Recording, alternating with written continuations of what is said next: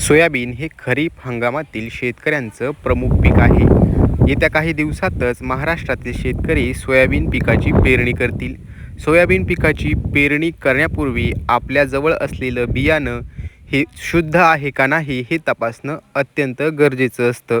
यासाठी बियाण्याची उगवण शक्ती तपासणे अत्यंत आवश्यक असते.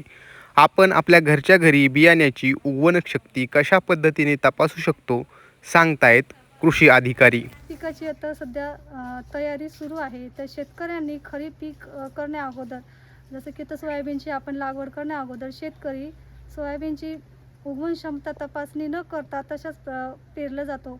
परंतु त्यामुळे भरपूर प्रमाणात आपल्याला नुकसान होते. ते नुकसान टाळण्यासाठी आज मी इथे एक सोयाबीन बियाणे उगवण क्षमता चाचणी प्रात्यक्षिक करून दाखवणार आहे. यामध्ये 100 बियाणं घ्यायचं आणि 100 बियाणं हे 10 ओळी 10 रांगेमध्ये आपल्याला अशा पद्धतीने भिजवलेल्या गोणपाटामध्ये हे लावून घ्यायचं आहे. त्यामध्ये लावत असताना 10 ओळी 10 रांगा आणि 100 बियाणं हे असं व्यवस्थित प्रमाणे गोणपाटावर लावून ते प्रात्यक्षिक दाखवते.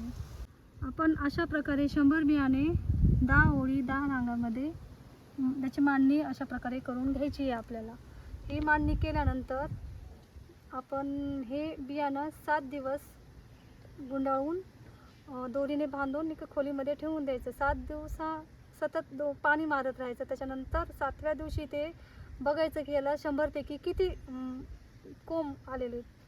तर याच्यामध्ये जर उगवण 70पेक्षा जर कमी आले तर याची उगवण आपली म्हणजे उगवण चांगली नसल्यामुळे हे पेरणीसाठी आपण वापरू नाही शकत. जर 70पेक्षा जर जास्त उगवण आली तर आपले हे बियाणं उगवण्यासाठी चांगले. त्यामुळे आपल्याला एका एकरसाठी 30 किलोची बॅग लागते.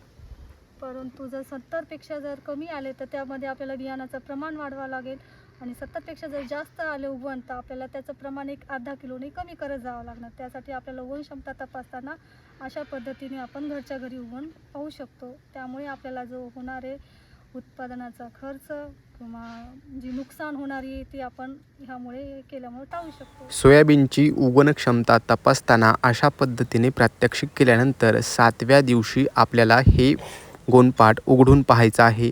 यानंतर कोंब फुटलेले किती दाणे आहेत हे तपासणी केल्यानंतर पेरणी संदर्भात निर्णय घ्यायचा आहे. 70%पेक्षा जास्त बियाणं उगवलं तर हे बियाणं पेरणीसाठी अतिशय योग्य असतं. आपल्या प्रात्यक्षिकाचा रिझल्ट आपल्या समोर असून जवळपास 90% बियाणं हे उगवलेलं आहे.